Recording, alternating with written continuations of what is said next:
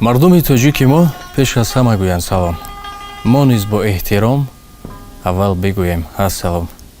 Салому дуруд ба шумо тамошобинони азиз ки беҳтарин неъмат вақт аст. вақти худро дариғ намедоред, моро тамошо мекунед, гӯш мекунед.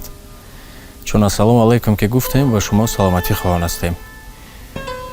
паҳлӯи ман ростӣ яке аз устод, профессори донишгоҳи миллӣ, таърихшинос Сайфуллои Муллоҷон. устоди азиз, хуш омадед. саломат бошед. ба барномаи мо, чун атрофи таърих ошхона зиёд аст, ош зиёд аст, аммо ҳар кас ба он ошхона меравад ки хе фаҳмидед. аз ин сабаб интихоби мо ҳам асосе дошт. чун шахсан ман нисбати шумо эҳтиром дорам ва бисёр аз гуфтаҳои шумо истифода мебарам. аз ин сабаб ман дӯст доштам ки бо шумо барнома кунам ва филм лоиҳаи тоҷикон ки аллакай тӯли 1 сол аз кор бардорем. тасмим гирифтем ки 3 сол навис мекунем, баъд дар 1 сол ё 2 сол навораш мегирем. атрофи ин суҳбат хоҳем кард. 5 ё 4, хеле 4 зарбаи шикаст ё бузурги тоҷикон. марамад устод. агар ба таърихи ҷаҳон ва милали ҷаҳон агар нигоҳ кунем, дар дунё аз ҳамон замоне ки таърих сабт шудааст ва китобат шудааст, халқу миллатҳою қавмҳои зиёде зиндагӣ мекарданд ки имрӯз аз баъзи онҳо на ном монду на нишон. албатта номҳои монд. мо мехонем ки дар дунёи бостон як қавм буд, як халқе ки бисёр маъруф буданд дар баҳрнавардӣ ва ҳатто онҳо империяи тиҷоратии худашона доштанд. ин мардум имрӯз аз онҳо фақат ном монд ва номи давлаташон монд, Карфаген.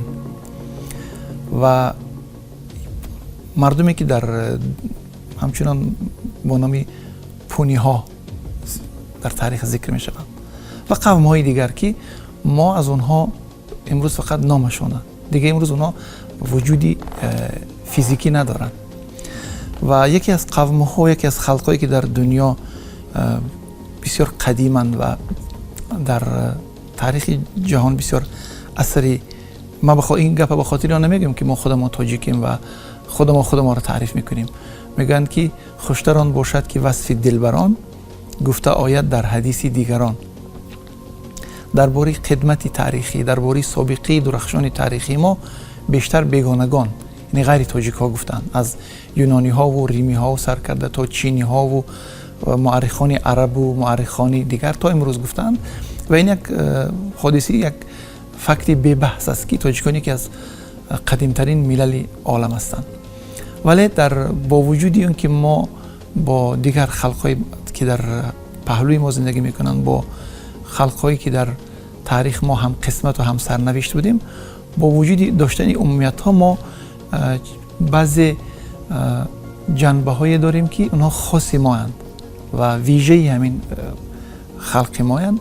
ва яке аз ин вижагиҳо ин аст ки шояд камтар халқе, камтар мардуме дар таърих ин қадар ҷабр ва ҷафо дида бошад. устод лоиқ дар як шеъраш мегуфт ҷабри таърих ягон қавм надидааст ки мо. воқеан инсофан ин сухани муфт нест, сухани бисёр сухани саҳеҳ аст ва бо пуштивона ва бар асоси собиқаи таърихиву бар асоси он санаду мадраке ки мо дар даст дорем. ва тавре ки инҷо шумо ишора кардед, тоҷикон дар ҳамин тӯли 2500 соли охир 4 шикаст ё 4 хисороти бузурга мутаҳаммил шуданд.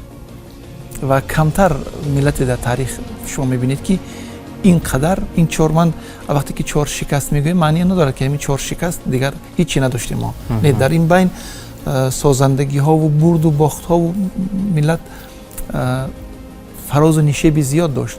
аммо 4 шикасте ки инҳо бисёр мудҳиш буданд, яъне хонабар мардума, фарҳанги мардума аз таъсираша кам кардан, ё ки ба таври дигар خواستند که ریشه قوم، ریشه ملت ببرن، یعنی از بیخ برکنن. و این 4 اصطلاح، 4 فاجعه که به سر ما آمد، اتفاقا میان هر کدامش باز حدوداً 700-800 سال فاصله هست.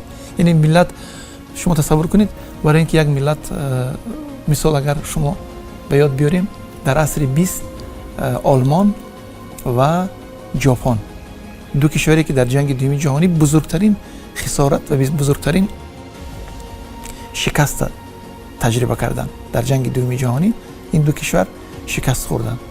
یا که اگر خودی همین آلمان گیریم، در 2 جنگ، هم جنگ یکم جهانی شکست خورد، هم در جنگ دوم جهانی، در حدوداً تقریبا 50 سال 2 شکست بزرگ تحمل کرد. لیکن اگر تاریخ پیشتری مردم ژرمن اگر ببینیم، آلمانی ها را، اینها رو می‌بینیم که یک زندگی تقریبا از همون مهاجرت بزرگ خلق ها در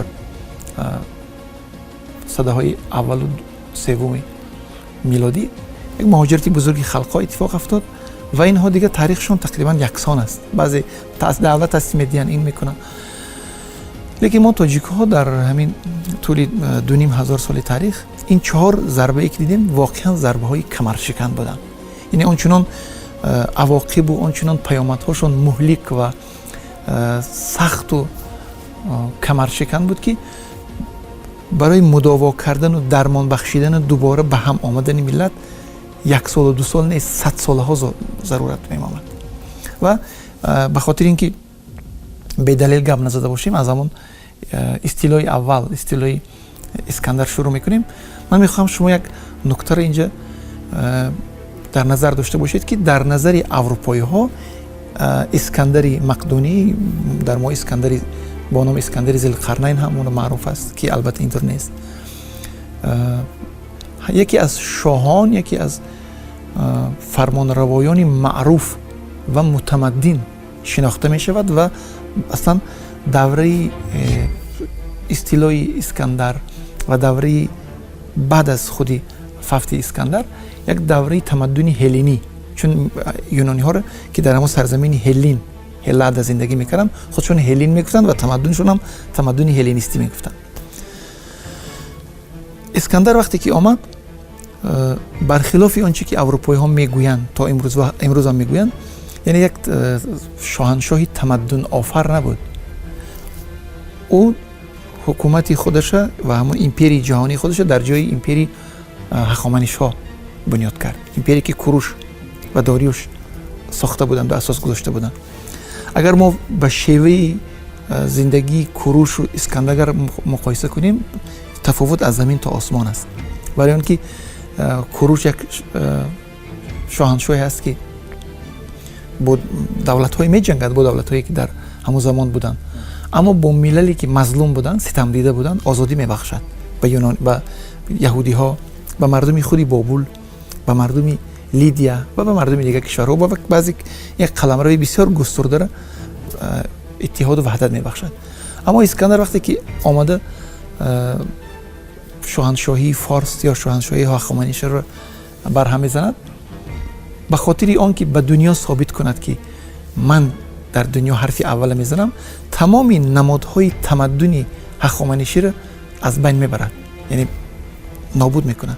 این وقتی که یک پادشاه، یک شاه این کار را میکند، هیچ وقت او را شما نمیتونید در قطار شاهان تمدن آفر نامید. و خودی همین دلیل که پایتخت هخامنشی ها که در خودی یونانی ها او را پرسپولیس، یعنی شهر فارس ها میگفتند، یک شهری که در دوام 200 سال او را ساخته بودند و امروز خرابه ها و ویرانه های اون در ایران در نزدیکی شهر شیراز هستند. و اگر شما یگان وقت قسمت کند و از این خرابه اگر شما دیدن کنید، واقعا انسان باورش نمی آید که در 500 سال پیش از میلاد، یعنی 500 سال پیش از تولد عیسی مسیح، انسان قدرت داشته است که این همچنین بناها سازد با این دقیقه، یعنی از نگاه هندسی، از نگاه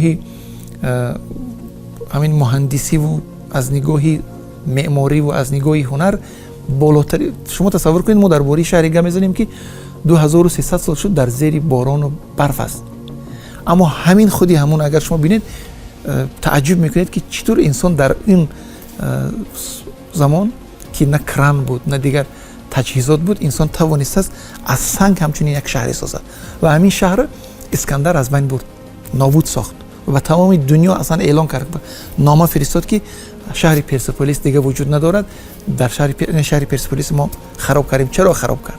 به خاطر اینکه در قیاس با شهرهای یونان شهر پرسپولیس مثل این بود که این گویا که اینا یک دیه هستند روستا هستند یک شهری عظیم است. یعنی احساس حقارت کرد احساس کوچکی کرد در برابر این پایتخت و اون از بین برد و این تنها کار نبود.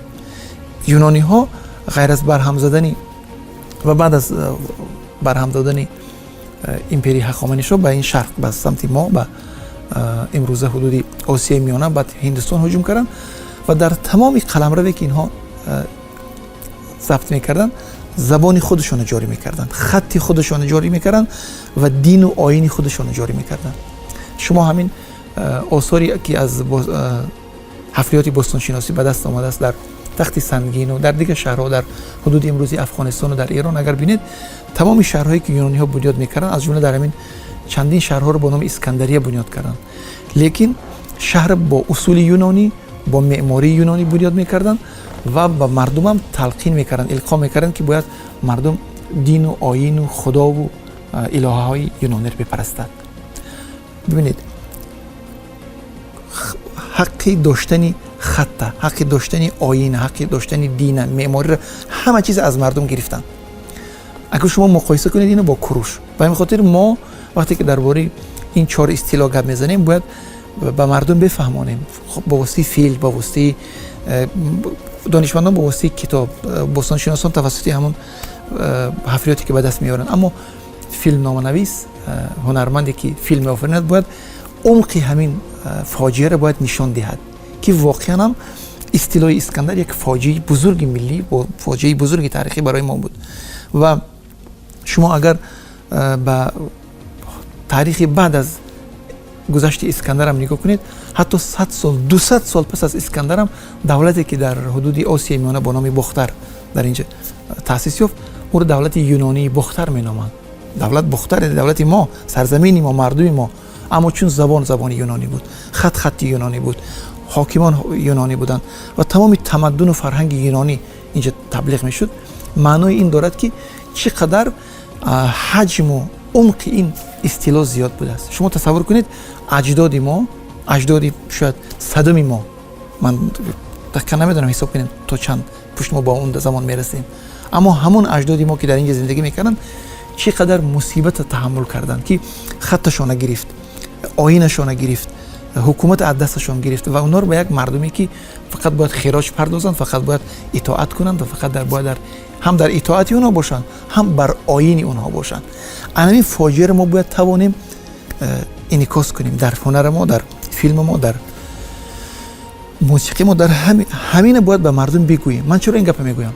شما تصور کنید امروز در بین ما نفرانی کم نیستند که نام اسکندر دارند، اما شاید باباهای ما فراموش کردند و باید نسل امروزی ما اینا فراموش نکنند. حتی استاد لوقی یک شعر دارند میگن که گله میکنند که نخواه مادری تاجیک نام فرزندش تیمور ماند، نام فرزندش اسکندر ماند و حتی چینگیز ماند. یعنی این همین خودش ناآگاهی ما رو نشون میده. در اروپا این نام اسکندر یا الکساندر فراوان است، چون جزوی همون تمدن مشهور است. یعنی شما ببینید خاطری تاریخی ما تا درجه گم شده است که ما قاتل، ما به فرزند خودمون نام قاتل خود ما رو میدیم. یعنی فرزند ما رو به نام کسی میگذاریم که او بابای ما رو، اجداد ما رو گذاشته است، تمدن ما رو از بین برده است. و نقش همین فیلمی که قرار است که تهیه شود به میان آید همین است که به مردم بفهماند که مردم شما دوست از دشمن باید چی بکنید؟ فرق کنید که او کی است و به تمدن شما، برای تمدن شما، برای شما چی آورد. البته بعضی ها تا امروز میگویند که تمدن آورد، این آورد، اما ببخشید شما تمدنی تا اسکندر ببینید، اگر ما هیچی نداشتیم، اگر ما وحشی بودیم یا نیم وحشی بودیم، میگفتیم که در فیلم همین گونه آمده است. در فیلم ما رو وحشی نشان دادن. آفرین. این پاسخی ما با اونها میشود. همون فیلمی که شما منظورتون فیلم 300 سپارتانی است که این تقریبا یک 15-20 سال مقدم گرفته، من در خاطر دارم همون زمان بسیار اونها در همین فیلم اگر شما مشاهده کرده باشید مردمی ما رو مثل یک مردمی از نگاه چهرهشون هم برخلاف اون چیزی که چهره ما است، یک مردمی وحشی، یک مردمی از تمدن، در چندین فیلم است، نه تنها چندین فیلم. نمونهش همین فیلم. ما دعوای ما نمیخوایم از هیچ چیز هر چی سازیم. ما اون چیزی که میگوییم، ما اون چیزی که مینویسیم، ما اون چیزی که میخوایم تهیه کنیم و به بیننده ما به مردم ما پیشنهاد کنیم بر اساس نوشته های خود یونانی ها هست.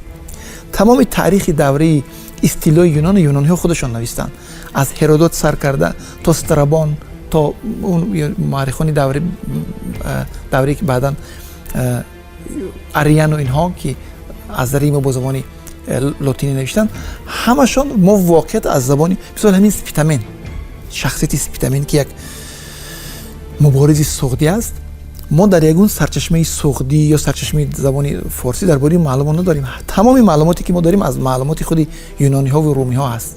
یعنی اونها خودشان با وجود اینکه دشمن بود اما اعتراف کردن که یک دلاور بود، یک پهلوان بود، یک مرد جسور بود، یک آدمی بود که برای خاطری درباره او از اونها شنیدیم. بله، یعنی اونها در برابر آن که این سرزمین ضبط میکردن، همین ضبط ها یک چی داشتن، یک خصوصیت عمومی داشتن.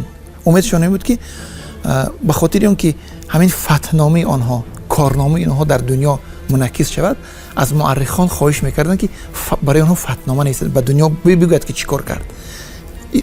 اسکندر یونانی ها داشتن، عرب ها داشتن، چنگیزخان و مغول ها داشتن، روس ها هم داشتن. یعنی سبب نگاشتن تاریخ به دست فاتحان این است که میخواستن به دنیا بگویند که ما چیکار کردیم. لیکن وقتی تاریخ می نویسن باید بگویند که اینا آمدن، مردم تسلیم شدن، همه نشستن، همه سری باید نویسد که به این سرزمین ها با آسانی به تسخیر نشدن. یعنی خودی اگر حتی اگر مقایسه کنیم نسبت به ایران که مرکز شاهنشاهی هخامنشی بود، مردم آسیای میانه اجدادای ما بیشتر مقاومت کردند. به یک آسانی در یک مدت کوتاه ایران و بابل فتح کرد اسکندر. لیکن وقتی که اومد در سرزمین ما از سپیتامن سر کرده تا ستی برزن و تا زرینه و دیگرها بسیار مقاومت کردند. چرا مقاومت کردند؟ خودی همین مسئله ما باید بفهمونیم که یعنی این مردم هجومی بیگانه را، سلطه بیگانه را، حکومتی بیگانه را نمیخواست. اینا میخواستن خودشان با خودشان باشن و از استقلالشون، از فرهنگشون، از دین و آیینشون دفاع کنن.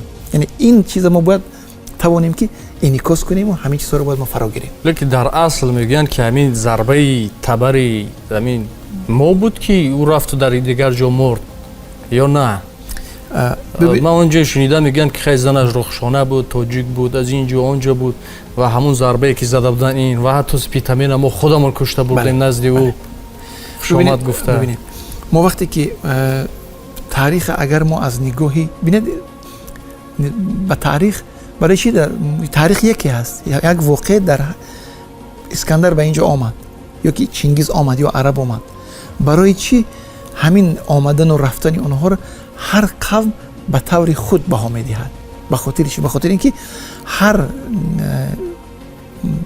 مؤرخ، هر هنرمند یا هنرپیشه که میخواد در فیلم انعکاس کنند وابسته به منفعت خودش اینه میخواد جلوه دهد. یعنی اگر در اروپا همون سالها میخواستن به بعضی کشورها هجوم کنن، کشورهای غربی میخواستن بفهمانند که به مردمشون بگویند که این پس این فیلم ها بسیار دستگاه خوبی اطلاعاتی و امنیتی و سرمایه گذاری بزرگ استادن. پیش از اینکه به یک کشور هجوم کنن، یک فیلم آفرینن، میگن که ببینید این کشوری که ما هجوم کردیم باباهاشون همینا بودن. این بسیار چیزی مهم است. میخوان در اول ذهن مردم چون یعنی افتریتی سازن، ببینید میخوان ذهن مردم آماده کنن، بگویند ببینید اگر ما در همون عصر هجوم نمیکردیم اینها می آمدن، امروز هم اگر برای چی ببینید هر وقتی که به یک کشوری هجوم میکنن بهانه میارن. مثلا وقتی که امریکایی‌ها میخوان به عراق هجوم کنن، یک وزیر کارهای خارجه امریکا برام در نزد مردم یک پرویر نشون میدن، میگه ببینید عراقی‌ها عراقی اتمی دارن، درست اتمی سازن و اگر عراق اتمی سازن دنیا رو به خطر مواجه میکنن. بعد چیکار میکنن؟ هجوم میکنن، میبینن یک سرزمین 1 میلیون آدم میکشن. با برآمد باز همون پرزیدنت همون کشور برام میگه که ببخشید ما نفهمیدیم، خطا کردیم. آخه اون 1 میلیون آدم کی توانش میتید؟ شما بر اساس خطا 1 میلیون آدم کشتید، یک سرزمین از بین بردید. پس این فیلم ها ایدئولوژی ها سرمایه ها میستند که ذهن مردم، چون که در هر کشوری که جنگ میکنن، خود خصوصا کشورهای اروپایی اگر دیده باشید، اروپایی ها امریکایی ها هر وقتی که جنگ میکنن، از اون جنگ ویتنام این طرف مردمشون ناراحت میشوند، مردم تظاهرات میکنن، برآمده به خیابان میگن چرا از پول ما شما میخواید یک کشور بدبخت کنید. بعد مردم باید این با مردم در ضد با ذهن مردم باید کار کنن. چیکار میکنن؟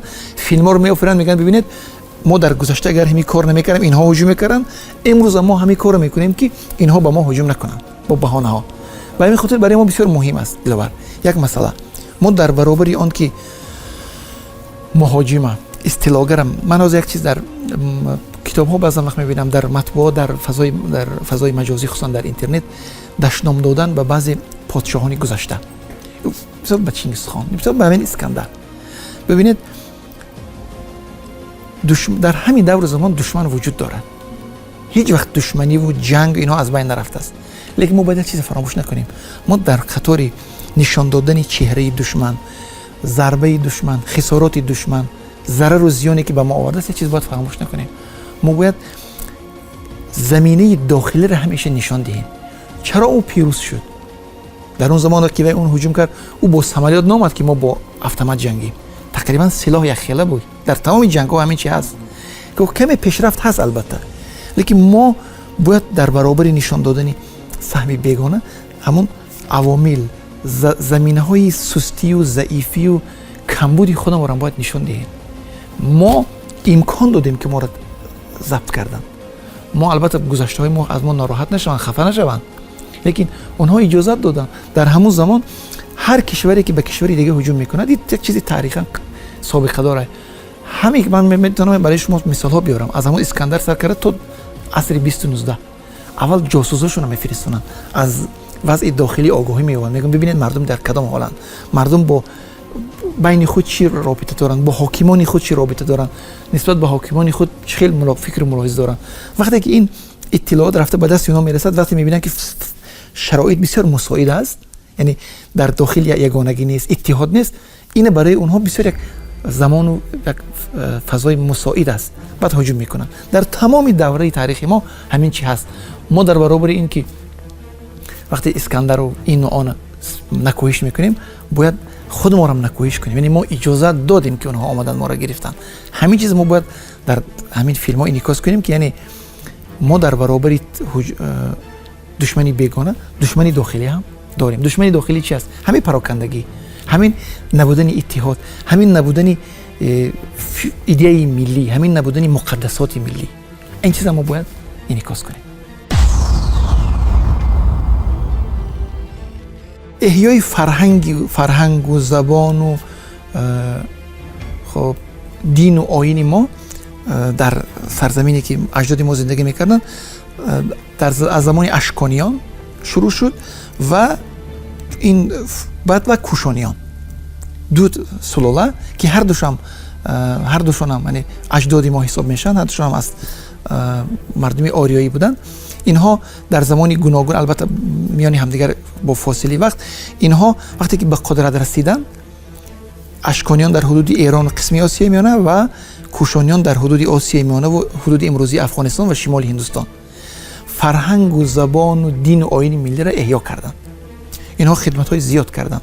از جمله حتی یک فکت تاریخی هست که با خط لاتینی، چون با خط همون یونانی، چون یونانی ها خطشان جاری کردند، ولی با زبان اولین یادگاری که در همین زمان پیدا می شود با خط یونانی، لیکن با زبانی گذشته، با زبانی بختری هست که در حدود افغانستان اون پیدا شد.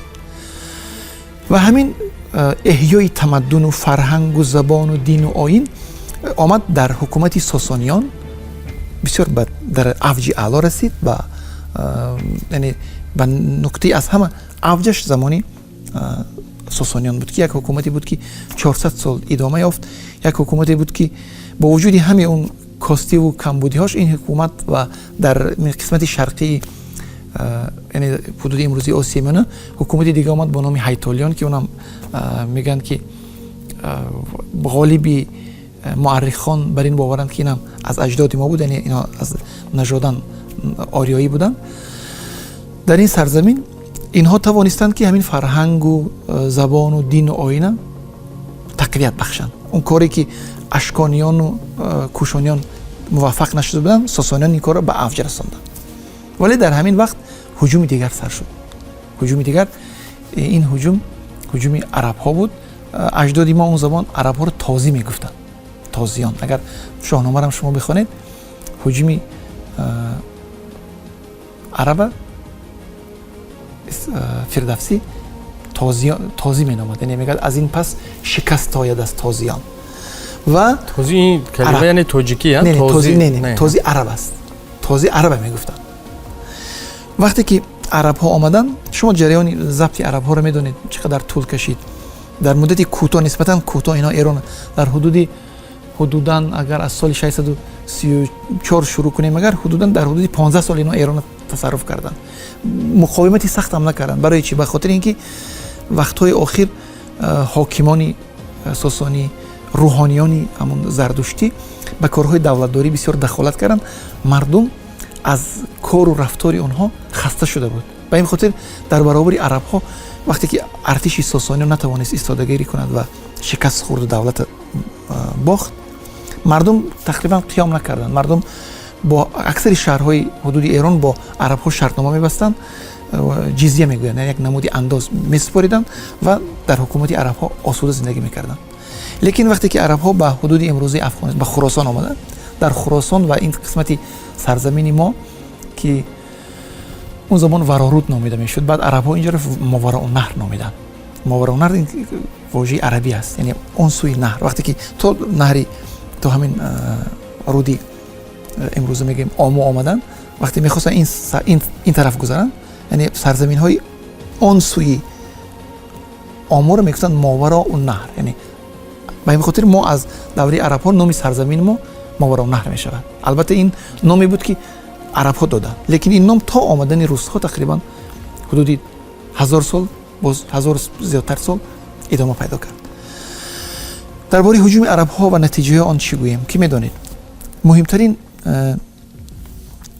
پیامدی استیلای عرب این بود که قلمرو ما بازم استقلال از دست داد.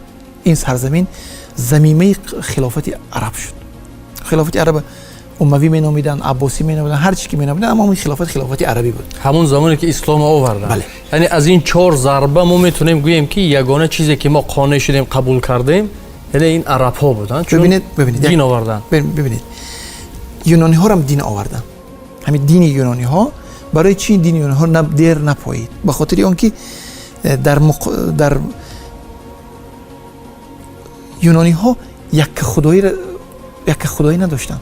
یونانی ها خداهای گوناگون داشتن. اجداد ما در همون زمان یک خدا بودن، یعنی خدای یگانه را اهورامزد میپرستیدن و یونانی ها خداهای گوناگون داشتن، زئوس و آپولون و افرودیت، هر همون همون آیین و الهی خودش داشت.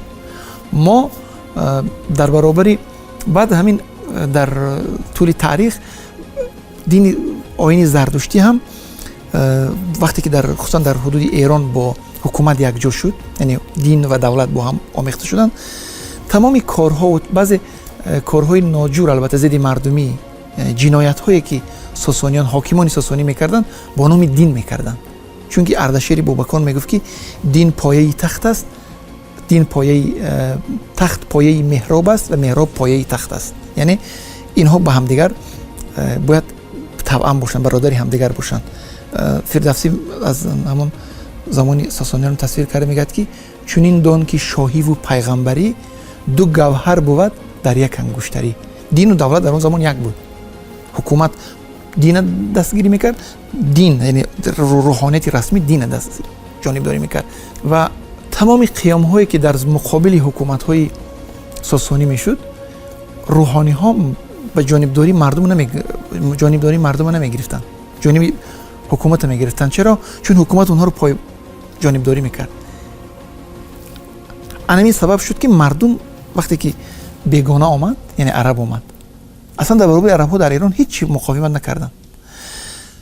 عرب ها شعار لشکرکشیشون پهن کردن دین اسلام بود. یعنی میگفتن که ما میخوایم اسلام رو پهن کنیم.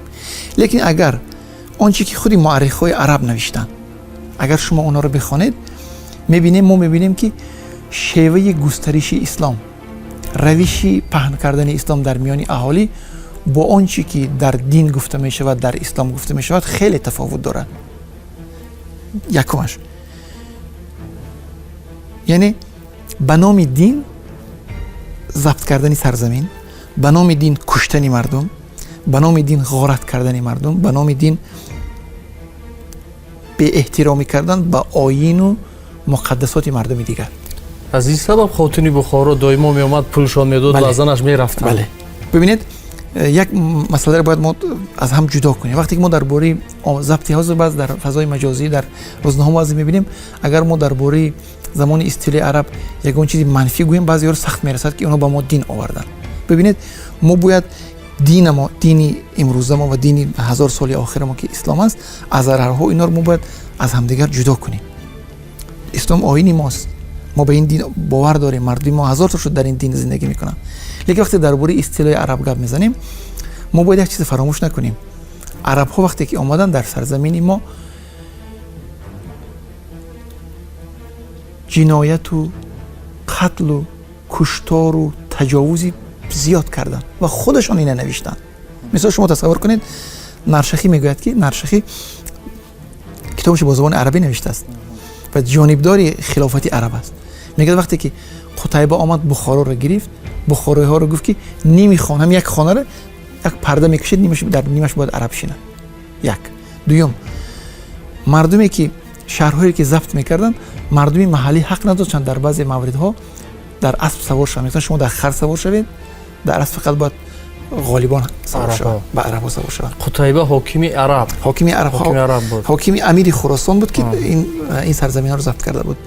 یا که ما میبینیم که دلیل دیگر که مردم بسیار به مردم رنج دیدن، مردم جفا دیدن از دست عربا، این است که یک حرکت سر میزنند در مقابل پرگویی و در مقابل دعوت های عرب ها، در مقابل زورگویی عرب ها، یک حرکت سر میزنند به نام حرکت شعوبیه. همین حرکت در تاریخ ما بسیار، حرکت شعوبیه در تاریخ ما بسیار نقشی مهم گذاشته است. در کتاب های تاریخ هست، البته قسمی دانشمندان و مردمی آگاه میدونن، اما خودی مردم نمیدونن که حرکت شعوبیه چی است. این حرکتی بود که عرب ها وقتی که مردم، شما تصور کنید حتی بعد از اون که ما موافق قانون های اسلام، کسی که اگر اسلام قبول نمیکرد، یعنی چون که در قرآن گفته شده است که مجبور کردن، یعنی مجبورن به دین در آوردن دیگران مردم ممکن نیست. در سوره بقره آیت هست لا اکراه فی الدین، یعنی در دین مجبوری نیست. بر اساس همین دلیل مردم آزاد میگذاشتن که کسی اگر اسلام قبول نکند باید انداز سپارد. یک نمودی مالیات انداز بود با نام جزیه. هر عضو خاندان در سال مقداری معین پول میسپرد. همین سیاست سبب میشد که بعضی مردم که نمیخواست پول سپردن، یک سال، 10 سال، 20 سال گذشت، به خاطر این گفت دیگه پول نمیسپارم، همین آیینش چی میکنم؟ آیین قبول میکنم. به مانند نماز آدینه. بله، مثل همون نماز آدینه که مثلا قتیبه اعلان کرد، گفت که هر کس که اگر به نماز آدینه بیاد من 2 تنگه باقی میدم. یعنی همینا خودش سیاستایی بودن که مردم به دین دعوت کنند. لیکن تبری مورخ بزرگترین این جهان اسلام که او تاجیک است میگه که وقتی که حتی مردم سخت مسلمان هم شدن، خلیفه های عرب بازم پول میگرفتن. یعنی به ایمان و مسلمانی اینها باور نداشتن و عرب حق داشت که زنی تاجیک گیرد، تاجیک حق نداشت زنی عرب گیرد. مدتها وزیرم به فکرم همین طور است. ببینید هنوز همین چیز در اونها باقی است. اونا نمیخوان دخترشون به غیر عرب دادن. در اون زمان که اونا غالب بودن، زن از قبل حتی اگر مسلمان هم بود، ما شاهدها داریم، ما چندین صدها هست. حتی یک دانشمند معروف ما وقتی که میخواد یک زنی عرب گیرد، شخصیت خیلی معروف است، وقتی که میخواد زنی عرب گرفتن، زنش از لهجهش میفهمد که این عرب نیست، تقاضا میکنن، برادرش میبینن تقاضا میکنن، مجبور میکنن که زنش طلاق دهد. میگه در ما آر است، ننگ است که با دختری عرب شوهری تاجیک کنن. همین حادثه ها رو که مردم دیدن، همون روشنفکرانی همون زمان، نخبه های دوران، شخص های پیش قدم و нафарое ки номусу ҳайсияти ҳамияти миллӣ доштанд ба хулоса расиданд ки бояд дар муқобили ин зургӯӣ бояд мо ягон чора ҷӯем ва ин хотир як ҳаракат сар мезананд бо номи ҳаракати шуъубия. ин ҳаракат мехост ки миёни мардуми мусулмон барои чи ино шуъубӣ мегуфтанд барои ин ки ино ба як ояти қуръон ки мегуфт ки дар он оят гуфта мешавад ки ман шуморо аз як зану мард офаридам баъд шуморо ба халқҳо ва қавмҳо ҷудо кардам ки ҳамдигарро бишносед. гиромитарини шумо аммо гиромитарини шумо дар назди ман касест ки парҳезгор бошад. дар ҳамин оят як ҷо калимаи шуъуб буд, шуъубан ва қабоила.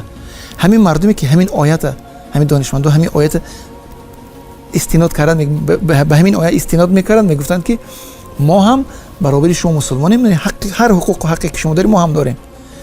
ҳамин ҳаракат заминаи истиқлоли моро фароҳам кард, яъне бедориву огоҳии мардум боло бурд ва мардум дар баробари арабҳо муқовимат карданд ва сарзамини мо пас аз 200 соле ки зери юғу истисмори араб буд ба истиқлоли дигар расид ки ин истиқлол мо задем ғолиб баромадем. бале мо бо роҳи бо ҳамон дар баробари фарҳанги арабӣ фарҳанги худамонро қарор додем, исломро қабул кардем. аммо мисли миср ки забонаш арабӣ шуд, мисли Сурия ки забонаш ино забони худашон надоштанд ин сарзаминҳо, аммо ино забонашон гум шуд, забони фарҳангу забони арабиро қабул карданд ва сулолаҳое ки дар сулолаҳои тоҷикӣ ва донишмандоне ки дар ин сарзамин зуҳур карданд ва бо ҳамон истод шуданд, яъне дар муқобили таҳоҷуми фарҳангӣ истоданд, муқовимат карданд ва фарҳанга, оина, дин, забона нигоҳ доштанд. инҳо ҳамон бармакионанд, инҳо ҳамон Афшину, Мозиёру,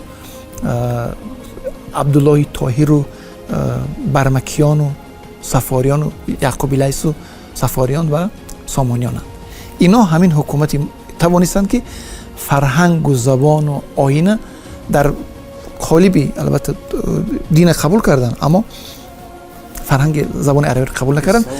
бале ва ин давра даврае буд ки мо ба истиқлол расидем, соҳиби давлат шудем, дубора аз арабҳо давлата бозпас гирифтем, дар сарзамини аз ҳамин худи ҳудуди гӯем форс сар карда то девори чин ин қаламравӣ ки сомониён ҳукумата таъсис доданд, ҳукуматшона тавонистанд ки дар ҳамин ҷа оин, забон, шеъри мо дар инҷа дар ҳамин ҳатто худи пайғамбармонам гуфтанд ки баъд аз ин чиз баъд мардуми форс метавонанд ки агар мо ба реши ҳамин нигоҳ кунем, инам хидмати ҳамин шуъуб донишмандони шуъубӣ ҳаст ки инҳо дар муқобили арабҳо ки мегуфтанд мо бартарем, мо болотарем чун пайғамбар аз мо ҳаст, инҳо ҳамин далелҳои арабҳоро рад мекарданд. мегуфтанд не мо аввал бо оят, бо Қуръон, бо таърих, бо ифтихороти пеш аз ҳамин шумо агар сарнавишти Афшина агар биомӯзед, як шахсияти бисёр аҷиб аст ин Афшин унвони ҳокимони ҳамин сарзамини Истарафшан буд ки як сарзамини бисёр густурда буд. ҳамин Афшин вақте шумо мебинед ки он дар баробари, ҳатто ман дар яке аз муаррихҳо мегӯяд ки арабҳо ба хотири он ки дар назди Афшин корашон иҷро шавад меомаданд, чун медонистанд ки кор дар дасти Афшин аст, ба хотири ин ки медонистанд ки ин чӣ мефорад ва ӯро чӣ мефорид, ӯро мефорид ки арабҳоро таҳқир кунед ва мардуми ғайри араба, яъне ҳамин аҷдоди моро форсу тоҷика тамҷид кунед. аз ин чиз бисёр хушаш меёд. ин одам корро дар солҳои 20-30 асри нӯҳ мекард, яъне дар замоне ки ҳукумат дар дасти араб буд, хилофат дар дасти араб буд. бинед чӣ қадар инҳо ҷонфишонӣ карданд, чӣ қадар мубориза метарсиданд. хуб не дар ҳамон замоне ки теғи араб аз теғаш хун мерехт, инҳо ҳамин Мозиёру, Афшину, Бобаку, ҳозирам қалъае ки Мухтепа мегӯянд Истарафшан, ҳамонҷа ҷойгоҳи Афшинҳои Истарафшан буд. инҳо дар ҳамон замон дар баробари зургӯиву дар баробари бартарихоҳиву бартариҷӯии арабҳо истоданд, фарҳангу забону оина нигоҳ доштанд. ҳатто мегӯянд ки Афшин ҳатто ин қадар ба арабҳо бадбин буд ки мегӯянд дар зоҳир нишон медод ки ман мусулмонам, аммо дар ботин ҳатто ин қадар ба арабҳо ин нафрат дошт. мо кор надорем бо ҷои таърифу тавсиф не, аммо ҳамин саҳифаи таърихи мо бояд биомӯзем ки яъне ҳамин истиқлоле ки расид, ҳамон истиқлоле ки мо расидем, сомониён шеъри моро поягузорӣ карданд, назму насру дину оини мо ҳамаш тақрибан ба сомониён марбут мешавад. инҳо کار یک روزه و یک دو روزه نه. امیرم کار کرد، وزیرم کار کرد، تمام اعیان، همین مردمی که مسئول بودند خودشون میدونستن در برابر این ملت، همه دست به دست همدیگر دادن و این فرهنگ جهانی، این فرهنگ عالم شمول آفریده شد. کی مثال نمونهش همین رودکی و بو علی سینا و فردوسیان.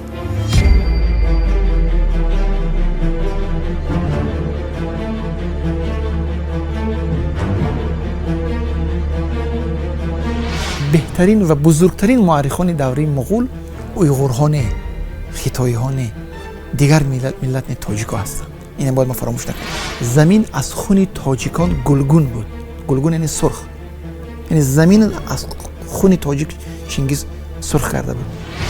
تاریخ جوینی رو خوانید، جوینی تاجیک است. پدرش، باباش، همش اینا دبیر و دبیرزاده و شخصیت‌های بسیار معروفن. وقتی جنگ خوارزمشاهی‌ها و جنگ غوری‌ها رو قلمداد میکنه، به تاثیر میکشد، خودش تاجیک است. لیکن غوری‌ها تاجیک، خوارزمشاهی‌ها ترک. این جانب خوارزمشاهی‌ها رو میگیره، جانب تاجیک‌ها رو نمیگیره. اینها هم دولت بودن، سلطان داشتن، علاءالدین و سلطان شهاب الدین و ببینید همین این چیزها رو ما باید بفهمونیم به مردم، برای اینکه آگاهی ما از تاریخ فقط افتخاری پوچ نه. ما این داشتیم با این ما هیچ کار. اگر ما از تاریخ فقط افتخار به استخوان‌های گذشته کنیم، به شاعری گذشته، به دانشمندی گذشته، ما از تاریخ گویا خاکستر گرفتیم، هیچی نگرفتیم.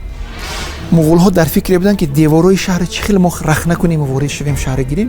در درون شهر پیروای مذهب ابو حنیفه و شافعی که هر دوشون هم مسلمان و هر دوشون هم اهل سنتن، در حالت جنگ بودن. میدونید برای چی؟ برای اینکه اینها یک مناره ساختن، شافعی ها. مناره مسجدشون از مناره مسجد حنفی ها کلانتر بود. اینا گفتن که شما چرا مناره؟ رفتن مناره اینا ساخت که باید اینا کتابخانه اینها رو اصلا شهرها رو خودشون خراب کردن. در کتاب، در فیلم با مردم بفهمونیم که اونها اگر آمدن پیروز شدن، اونها سه دست نداشتن، اونها پاهاشون از ما بیشتر نبود یا سه تگی، اونها مثل ما از نوع بشر یکسان است. چرا پیروز شدن؟ در برابر یک کشوری بسیار مقتدر. شما ببینید سمرقند اون وقت در کجا بود، مغول در کجا زندگی میکرد. بیگانه ها رو به خاطر اینکه صداقت کنن غلام هم می آوردن.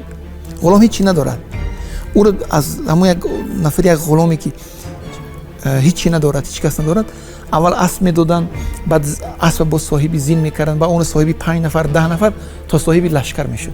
همون آخر سری سامانی رو خوردن. یعنی مهمترین دلیل شکست سامانیان نبودن اتحاد بین مضافات تاجیک نشینی همین دوره بود. ما همین دوره میبینیم اتفاقا همین چیز در وقت عرب‌ها هم بود.